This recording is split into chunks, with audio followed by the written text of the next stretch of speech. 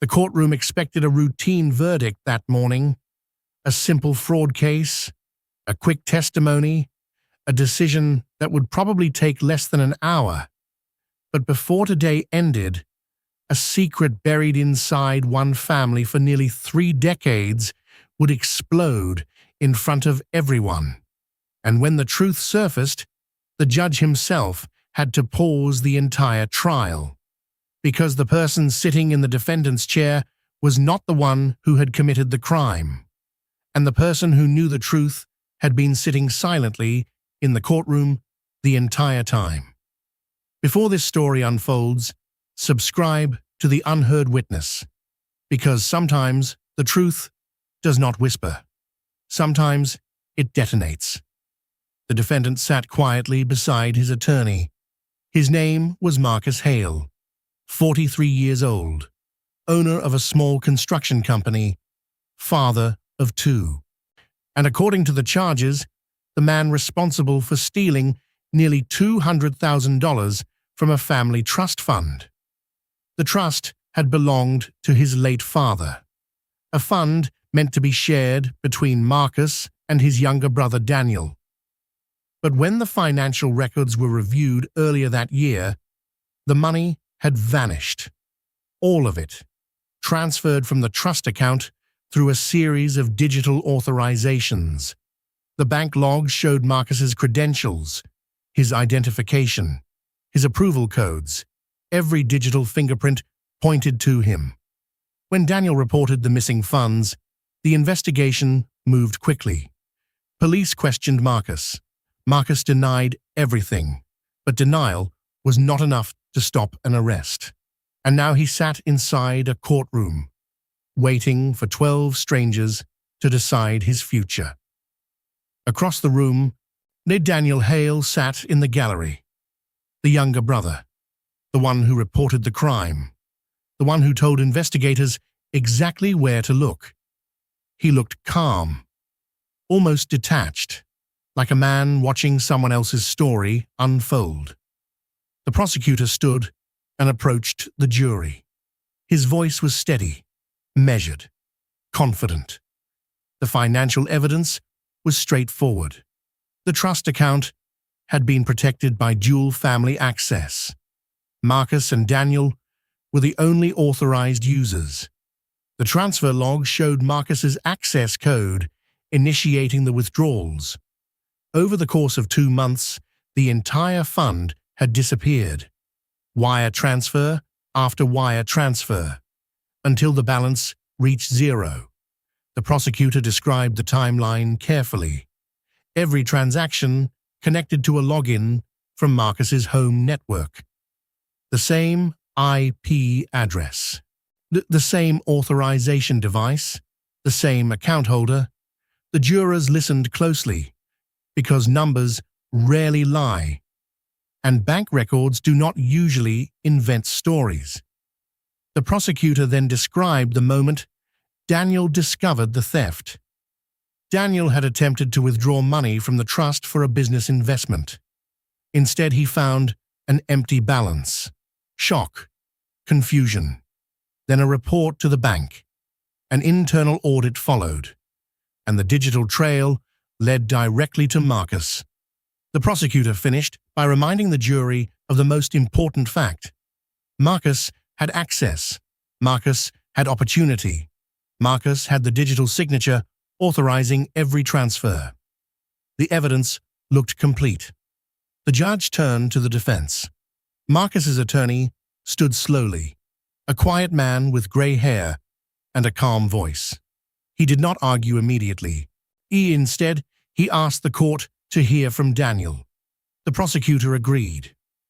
Daniel walked toward the witness stand. He raised his hand, swore the oath, and sat down. The defense attorney asked simple questions first. Daniel confirmed his identity, confirmed his relationship to Marcus, confirmed that the trust fund had belonged to their father. He explained that the money was meant to be divided equally between them. But Marcus had always handled the financial paperwork. Marcus understood banking systems better. Marcus managed the account. The defense attorney asked if Daniel had ever personally logged in to the trust account. Daniel said rarely, only once or twice. Marcus handled most of it. The attorney nodded thoughtfully, then asked about the day Daniel discovered the missing funds. Daniel described the moment, opening the account, seeing the empty balance, feeling shocked. He said he immediately suspected something was wrong. The attorney asked if Daniel confronted Marcus before contacting the police. Daniel hesitated, then said no. He went directly to the bank.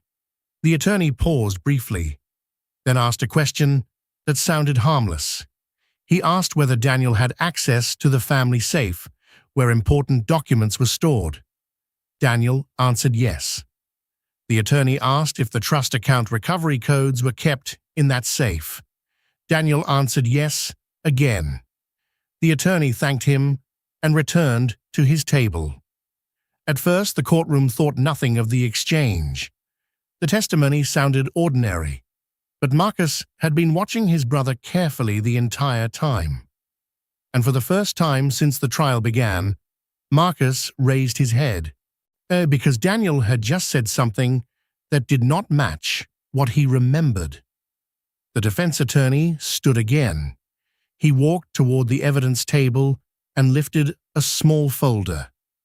Inside the folder were printed bank recovery logs. He asked the judge for permission to display them. The judge allowed it. The screen above the jury lit up with a timeline, rows of login attempts, security verifications, password resets. The attorney pointed to one specific entry. 3 months before the first transfer occurred, a password reset request had been issued for the trust account.